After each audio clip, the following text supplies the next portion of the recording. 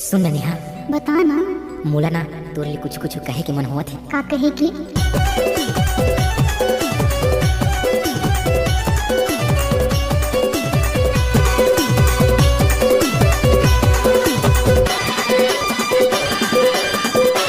DJ Sohan Kumar. फूल झरे तोरा हंसी में गोरिया खुश हो गयो तोला पाके। फूल झरे तोरा हंसी में गोरिया खुश हो गयो तोला पाके। तोला मोर बलगर है न दुनिया ऊपर वाला पूरे सदमे। तोला मोर बलगर है न दुनिया ऊपर वाला पूरे सदमे।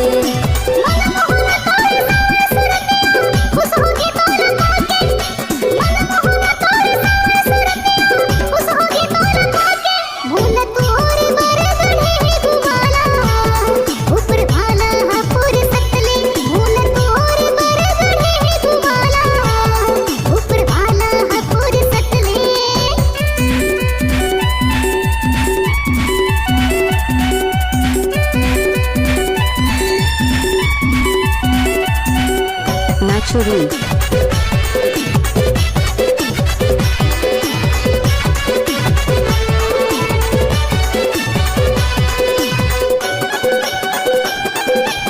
डीजे सोहन कुमार। मन के मोहिनी दिल के जोगी सुंदर मूर्तिया मन भाथे। गुलाबी बदन तोर चंदन का सहर महर मम हाथे। गुलाबी बदन तोर चंदन का सहर महर मम हाथे। डीजे सोहन कुमार। मन के मोहिनी दिल के जोगी सुंदर मूर्तिया मन भाथे। गुलाबी बदन तोर चंदन का सहर महर मम हाथे। गुलाबी बदन तोर चंदन का सहर महर मम हाथे। हाय रे मोर हंसिनी हाय रे मोर दामिनी सुरता हा तोर मोला थे। हाय रे मोर हंसिनी हाय रे मोर दामिनी सुरता हा तोर मोला थे। तोला मोर बलगर है न दुनिया ऊपर वाला पूरे सदमे। तोला मोर बलगर है न दुनिया ऊपर वाला पूरे सदमे।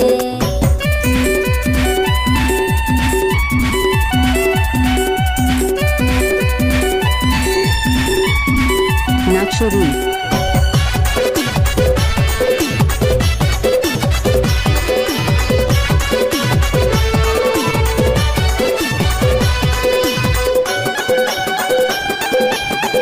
डीजे सोहन कुमार। गोया की सागर में तोर नहा के हरी आगे मोर मन हा। बड़े जमाना के नहीं है धर्मोला ए जन तोर संगमा। बड़े जमाना के नहीं है धर्मोला ए जन तोर संगमा। Mix by DJ Sohan Kumar Saja Tola वाले।